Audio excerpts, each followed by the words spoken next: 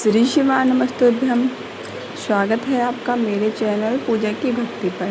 मैं आपके सामने लाई हूँ, यानी कि आज है मंगलवार और आज है प्रदोष मंगलवार, बुधवार और इससे लेकर पूर्णिमा तक का उपाय, जो कि आपको अगर करते हैं तो आपके घर में धन धान्य की कभी कमी नहीं होगी, रोग कभी आपके घर में नहीं आएगा। तो चलिए उपाय को शुरू करते हैं। उपाय को शुरू करने से पहले मेरे चैनल को लाइक सब्सक्राइब अवश्य कर दीजिएगा। चलिए उपाय को शुरू करते हैं।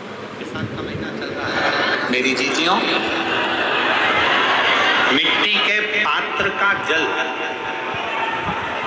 मिट्टी के पात्र का जल, कोई मटकी हो, मटकी नहीं हो तो कोई दिया हो, कोई कुल्हड़ हो, उसमें जल भर कर रखो पूरी रात।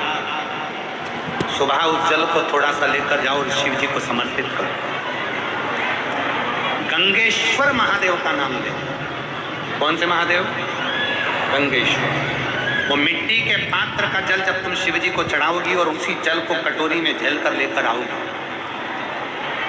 उसी जल को जब तुम कटोरी में झेल कर लेकर आओगी, जिनकी आंखों में रोग हो जाता है, श्रवण शक्ति में रोग हो जाता है, जिनके फेफड़ों में से सांस लेने में आवाज आती है खरखराहट की, जिनकी नासिका का स्वर बंद रहता है, कोई ना कोई स्वर उसके बंद ही रहते हैं नासिका के, उस व्यक्ति को यदि बैसाख के महीने में मिट्टी के पात्र में रखा हुआ रात्रि का जल गंगेश्वर महादेव के नाम से शिव जी को चढ़ाया जाता है और वही जल को उस व्यक्ति को पिलाया जाता है, तो नेत्र, श्रवण, नासिका और जो फेफड़ों में से खरखराहट की आवाज आती है वो धीरे धीरे अपने आप बंद होना प्रारंभ हो जाती है।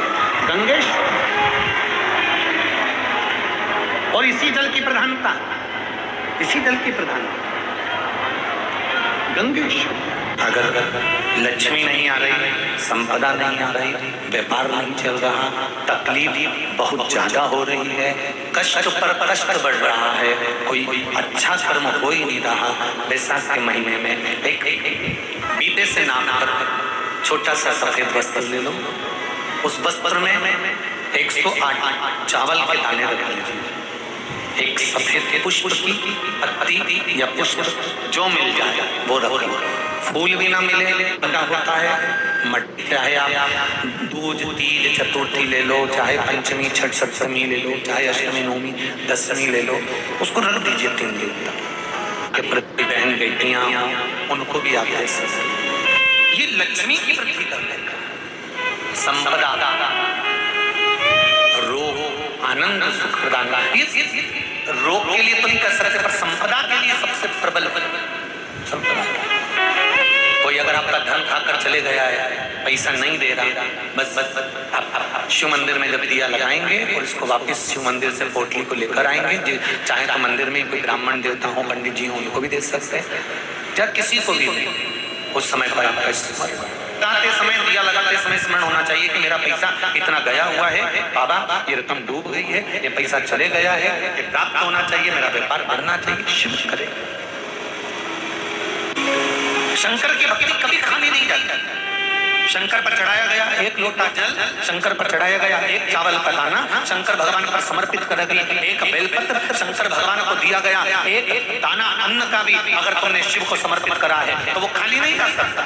7 महीने में अपने घर में जो गमला, तुम्हारे घर के अंदर बगीचा नहीं होना, काय का भी गमला हो, मिट्टी भरी हुई गमला है, अगर छोटा सा भी गमला हो ना, तो उस गमले में 7 महीने में एक बार उसी मिट्टी को उठाकर ऐसा शिवलिंग जैसी आकृति बना लो, वहीं पे जलाधारी बना लो और उसी पर थोड़ा सा जल 3 बार आचमन जैसा छोटा छोटा सा चुल्लू में लेकर जल भी अगर शिव को समर्पित कर दिया, कुछ चढ़ाओ ना चढ़ाओ, थोड़ा सा जल भी अगर आपने दे दिया और वापिस उसी शिवलिंग को उसी गमले में विसर्जन कर दिया, उसी गमले में पानी डालकर ठंडा कर दिया, विसर्जन कर दिया, तो भी वो शिवलिंग आपकी आय और आयु दोनों को बढ़ाने का कार्य कर रही है।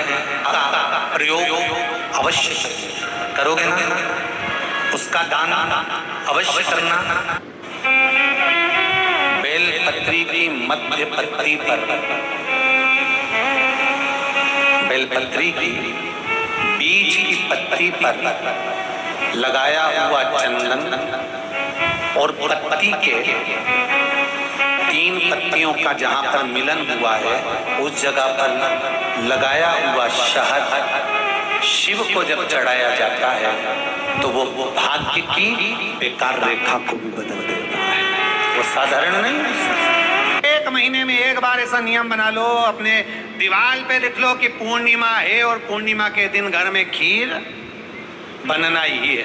केवल शरद पूर्णिमा के लिए पे नहीं कि पूर्णिमा को जिसके घर में दूध की सामग्री बनती हो, दूध की सामग्री तैयार होती हो, खीर प्रसाद तैयार होता हो, उसके घर में कभी क्लेश नहीं हो सकता। चाहे सास बहू एक दूसरे के सामने वो कहे ना, वो सांप और नेवले की लड़ाई क्यों ना, फिर भी शांति हो जाती है। पर प्रत्येक महीने की पूर्णिमा होना चाहिए। ये नहीं कि तुमने 1 महीने की पूर्णिमा पे बना लिया और दूसरे महीने की पूर्णिमा को गायब कर दिया। फिर किसी ने कह दिया आज चूरमा तो बन रहा है, दाल बाटी तो बन रही है चूरमे के साथ में, लड्डू बन रहा है, तो काय को खीर बना रही हो, तो तुमने अब वो खीर प्रसाद।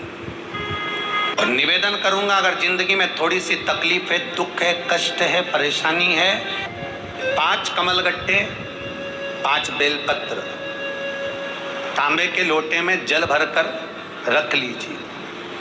सीधे हाथ पर उस कलश को रखो जिसमें 5 कमलगट्टे और 5 बेलपत्र रखिए। श्री शिवाय नमस्तुभ्यम इस मंत्र का 5 बार स्मरण कर कर आपको जो तकलीफ है उसको हृदय चित्त से धरकर मस्तक से कलश को लगाकर किसी एकांतेश्वर महादेव पर, किसी वृक्ष के नीचे विराजमान हो, ऐसे एकांतेश्वर महादेव पर अपनी कामना कर कर वो जल समर्पित कर दो। 1 बेलपत्र, 1 कमलगट्टा उठाकर अपने घर पर लेकर आ जाओ। जो तकलीफ बहुत ज्यादा हो रही है 5 दिन में आपको मालूम पड़ जाएगा, 5 दिन में अंतर आ जाएगा।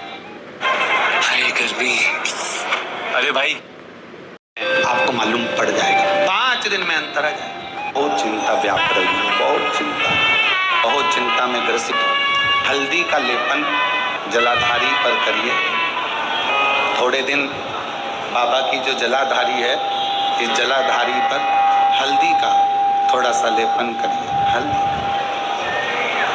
और हल्दी का लेपन कर कर जिस पात्र से शिव जी को जल चढ़ाओगी उसी पात्र पर अपनी 3 उंगलियों का स्पर्श हल्दी का कर कर फिर बाबा को कुंदकेश्वर महादेव के नाम से जल चढ़ाना प्रारंभ करें। जो हल्दी का लेपन आपने जलाधारी पर करा है उसी जलाधारी की 1 उंगली कलश पर लगाकर लेकर आओ। घर के अंदर जब प्रवेश करो या व्यापार में प्रवेश करो तो जो कलश पर हल्दी लगाकर लाए हो वही दरवाजे के ऊपर थोड़ी सी मात्रा में कुंदकेश्वर महादेव के नाम से लगाना प्रारंभ कर दो। कैसी भी चिंता हो 7 से 8 दिन में वो चिंता समाप्त होगी ही होगी, टेंशन खत्म होगा ही। कौन से महादेव का नाम लेना है? जम के बोलो जरा, आवाज आना चाहिए। कुंदकेश्वर महादेव। बैसाख के महीने में प्रदोष के दिन का उपाय है।